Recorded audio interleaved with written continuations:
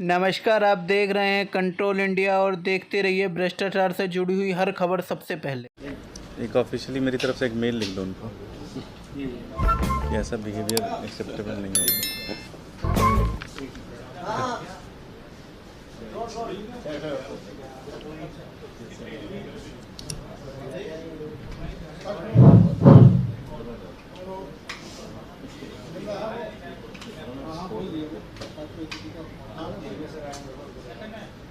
मैं तो डेली आता रहता हूँ, आप बहुत दिनों बाद आए। इसको इधर रखते हैं, करें। दिल्ली के एलजी महोदय साहब एक महाभ्रष्टाचारी आदमी हैं। सुबह सुबह उठ के उनका एक काम है कि एक नई इंक्वायरी शुरू करते हैं। कभी फला की इंक्वायरी, कभी दिमाग की इंक्वायरी, कभी इस चीज़ की इंक्वायरी, कभी उस चीज़ की इंक्वायरी। इनकी नीयत बड़ी साफ है। इनकी नीयत ये है कि हर ठेके के अंदर इनको पैसा मिलना चाहिए। हमारी विनती है एलजी साहब से, ये हमसे नहीं हो पाएगा। आप सीधे सीधे ठेकेदारों को बुला लिया करो और जो भी डील करनी है आप खुद ही डील कर लो। ये हमसे नहीं हो सकता। आज इन्होंने एक नई शुरू कर दी कि डीटीसी की ठेकेदारी है, डीटीसी के अंदर घोटाला हो गया, इसकी जांच कराओ, इसकी जांच कराओ। 1000 बस खरीद लिए, इसकी जांच करो। मुझे लगता है भ्रष्ट के साथ साथ ये निकम्मे और अनपढ़ भी हैं पूरी तरह से। इनको कुछ समझ में नहीं आता, कहीं भी साइन करते हुए चले जा रहे हैं। कुछ पता ही नहीं है इनको क्या चल रहा है, क्या नहीं चल रहा है, कुछ भी साइन करते चले जा रहे हैं। जिस चीज़ के ऊपर आज इन्होंने सीबीआई इंक्वायरी बोली है, इसी के ऊपर एलजी के द्वारा ही कमेटी बैठी, उसकी जांच हुई और उन्होंने क्लीन चिट दे दिया।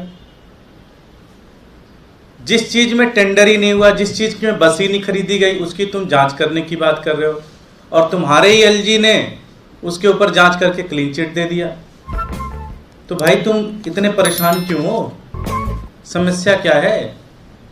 इतनी क्या दिक्कत हो गई कि एक ही जांच को कितनी बार कराओगे? कोई लिमिट है? एक ही मकसद है इनका कि ठेकेदारों तक मैसेज पहुंच जाना चाहिए कि कट कहाँ आना है। एलजी साहब, हम आपसे हाथ जोड़कर विनती करते हैं, हम ईमानदार लोग हैं, हमसे ये नहीं हो सकता। आप खुद ही बुला लो यार, जो कुछ भी करनी है बातचीत आप ही कर लो यार। हमारे को क्यों परेशान कर रखा है इसमें? हम दिल्ली की सेवा करना चाहते हैं, हम कट्टर ईमानदार लोग हैं यार। हमने इस देश के अंदर वो काम किया जो इस देश के अंदर हो नहीं सकता था 1947 के बाद। स्कूल बनाए, अस्पताल बनाए, भ्रष्टाचार की कमी लाई। और ये हम नहीं कह रहे, खुद मोदी जी की कैट की रिपोर्ट कह रही है। इसलिए हमारी आपसे विनती है कि दिल्ली को चलने दो। दूसरी चीज, सुबह सुबह उठ के एक नई इंक्वायरी, एक नई इंक्वायरी, नई इंक्वायरी। अरे जांच तो करा लो, हम तो मना ही नहीं कर रहे हैं। अपने ऊपर भी तो जांच करवा लो। आपके हेड कैशियर ने लिख के दिया है कि आपके पैसे वो ब्लैक से व्हाइट करता था। इससे ज्यादा सबूत क्या चाहिए आपको? आप जांच ही नहीं करा रहे हो। आप कह रहे हो तुम्हारे को जेल में डाल देंगे। जेल में डाल दो यार, हमारे को जेल से थोड़ी डर लगता है हमारे को। उसके बाद तुम अपनी बेटी को टेंडर दे देते हो। तुम बड़े ईमानदार आदमी दुनिया के बन के घूम रहे हो, बेटी को टेंडर दे रहे हो तुम। फिर तुम वो हाई कोर्ट का ऑर्डर के बाद भी आप कैश में पेमेंट कर रहे हो। इतना बड़ा बड़ा घोटाला आपने किया है, आपके ऊपर इतने इतने बड़े घोटाले के आरोप लगे हैं। उसकी जांच में तो आपको मिर्ची लग रही है, उसकी जांच में तो आपको कोई इंटरेस्ट नहीं है।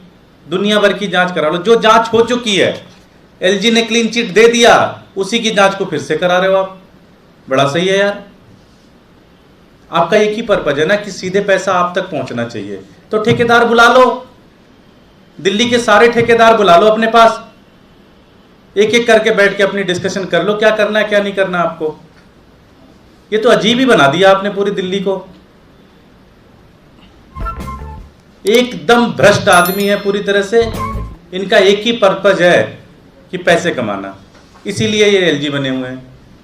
सीधे सीधे अपने ऊपर इतने बड़े बड़े आरोप लग रहे हैं, उसमें इनका कोई इंटरेस्ट नहीं, उसकी जांच हो नहीं सकती। जो जांच हो चुकी है उसको फिर से जांच कर रहे हैं। कल सुबह फिर एक नई जांच शुरू हो जाएगी, परसों सुबह एक नई जांच शुरू हो जाएगी। इनको कुछ पता भी नहीं है कि कहाँ साइन कर रहे हैं, कहाँ साइन नहीं कर रहे हैं। दिल्ली को एक एजुकेटेड आदमी चाहिए, दिल्ली को एक ऐसा आदमी चाहिए जो समझदार हो, जिसको फाइलें पढ़नी आती हों, फाइलों पे नोट्स बनाना आता हो, जिसको प्रोजेक्ट पढ़ने आते हो, जिसको रिसर्च पेपर पढ़ना आता हो, जिसको थोड़ी बहुत मैथ्स आती हो, थोड़ी बहुत साइंस आती हो, थोड़ी बहुत अंग्रेजी आती हो। ऐसा एलजी चाहिए हमारे को। हमारे को ऐसा एलजी थोड़ी चाहिए यार जिसको कुछ पता ही नहीं कहाँ साइन कर रहा है। वो सुबह उठ के कुछ भी साइन कर देता है, शाम को उठ को कुछ भी साइन कर देता है, कुछ पता ही नहीं उनको।